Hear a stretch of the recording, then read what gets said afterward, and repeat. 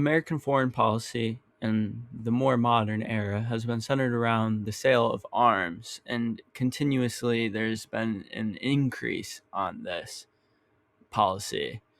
And this will be an academic analysis on the need for reservation in policy and why there's been a failure to learn from the past and to think forward, which has hindered American foreign policy.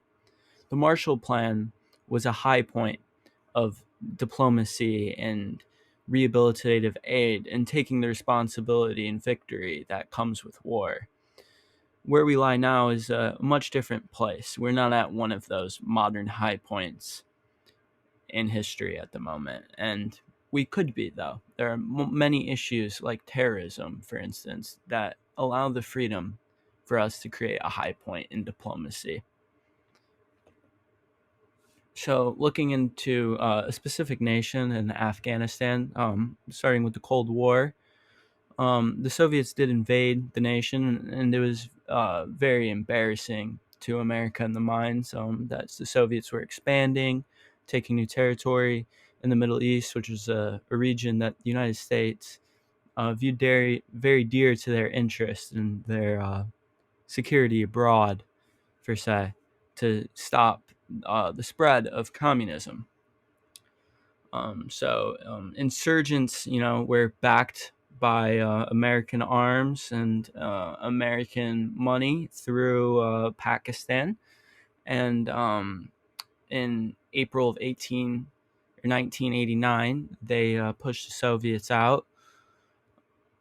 The nation and representatives of the political leadership of Afghanistan, they did ask for aid from the United States. They submitted a request for appropriations from Congress. The request was for $1 million, and it was just flat out ignored, showing that the policies of the Marshall Fund and that kind of rehabilitative aid and taking the responsibility and victory and wanting to build up the nations that we take that kind of interest in, it just doesn't happen. We care more about just backing them with arms and sending arms there. So the Civil War continued until the Taliban took control in 1996. They did have some American arms, and when the United States invaded in 2001 after 9/11 and toppled their regime, we were facing insurgents that had American arms. Talk about a real pushback there, a blowback from that kind of policy, and this does happen with a heavy reliance on arms sales.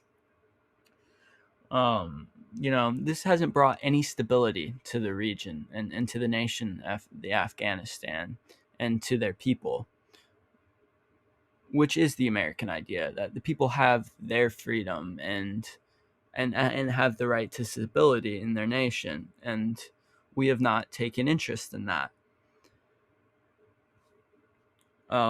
Strong governments haven't been established by the United States when they invaded Afghanistan, and the same went for when they invaded Iraq, and that's why this instability still resides there, and they still remain in low morale because they constantly feel defeated and used as pawns by the Western world, just given arms and not anything to build a real nation, and to get the freedom that they view as theirs and that they want, which will be different from ours, and we need to respect that and be open-minded. But instead, arms are just funneled in, as Iraq, for instance, is a major receiver of arms, one of the top five out of the nations for America, and for being a purchaser.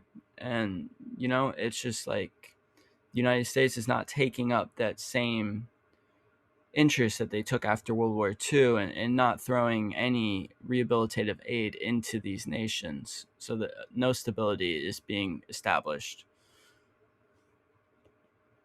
So arms sales, the problem. So there's an initiative of sell first, that being the priority of America. Most nations that request for arms, almost every single one does receive. The risk assessment, it's almost like designed to not look for risk. And so this creates long-term problems with selling to these nations, selling to unstable regions and unstable nations. This short-term economic gain is taken over, a continued long-term foreign policy and diplomacy and the possibility of real change. And in the long term, just headaches come of this policy. So the United States has been looking to increase their arms sales, and the rate of those sales has been increased. They sell to about 146 nations across the world, and from 2002 to 2016, that was the area looking at where you can see this increase of arms sales following 9/11, and the frequency of them and the amount of them. Stability does not come from the arms sales. Stability comes from diplomacy and real relations built and establishing ideals and allowing the people to seek their freedom with the people. Now, for the governments, you have to show a sense of open-mindedness, and that you actually hear their side out, and that you're just not a big stick imperialistic like nation like a lot of the world views America. Like the Arab media, they're really critical of America and are what they call big stick policy. So strong governments not established by the United States has been a weak point of our foreign policy in the United States, and it's this putting this immediate interest over long-term risk, and that's a key issue of the policy. So there are problems that come from arms sales, like prolonging conflicts with arms sales get an increase in the intensity of the war and the morale, because they're giving this outside support that makes them feel superior and that they're going to win. But the problem is for instance, a 1994 report shows that there at the time there were 50 ethnic and territorial conflicts in the world. 45 of them, at least one side of the side in the conflict, had American arms. So showing that Americans not only play both sides, but their arms are involved in almost every conflict around the world. Increased arms sales from a major power like the United States does increase and make the nation receiving that and purchasing them more likely to be an agitator. A modern example of this would be Saudi Arabia. They're America's largest purchaser of arms in the most recent time, and they have intervened in Yemen, Tunisia, Syria, and Qatar, all to an extent or degree. So the showing that they fall right in line with what the reports would show. And sales to high risk nations can cause blowback in many ways. They're unstable, just in they're already low on morale and feel invalued by the world. Instead of building them up through diplomacy and rehabilitative ways, you're just funneling in more fuel to the fire, per se, and only going to give more way to more extremists, per se, and create opportunities for that. So what needs to change? So the idea of there being no sale needs to be the beginning mentality.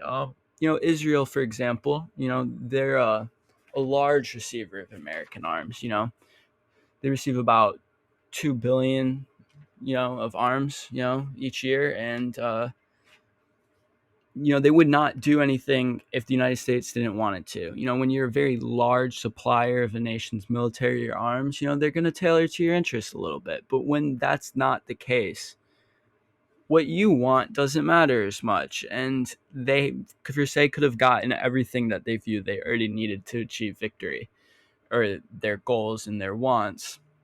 So there can be problems created from this. Since the 1973 act that allowed Congress to deny an arms sale, they have never done it. So I feel Congress needs to take a more oversight into this and take up their responsibility of being a check to the executive branch in this with foreign policy, like they do with engaging in conflicts. So an increase in diplomacy, more diplomatic relations and talking and establishing good relations and building up nations with rehabilitative actions and long-term thinking.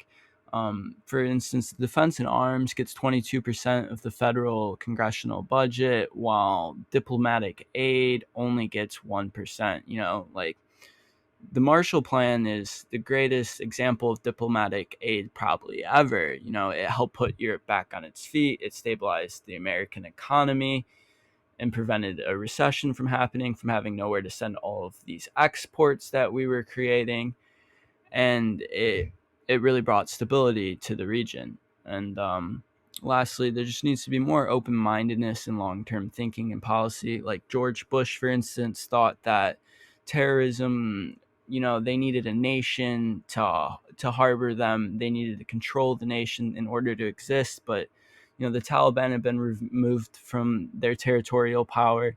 Same with ISIS, yet they still are resilient forces, and it's because of their ideas and this idea of this sediment and resentment of the West, and that's what really allows them to thrive. And the history shows that is, and we don't make rehabilitative actions and actions of meaning there. Instead, it's just more of just plumping more arms into the region and using it for our interest economically. These are some of the sources that were used in the creation of this presentation.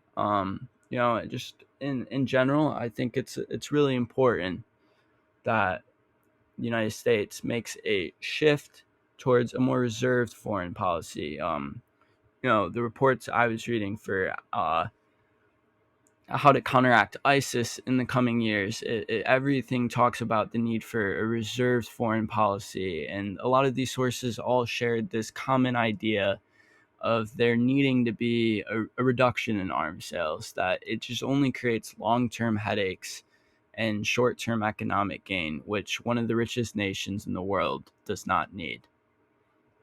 Thank you for your time. I hope you enjoyed this presentation, and that will be all. Thank you.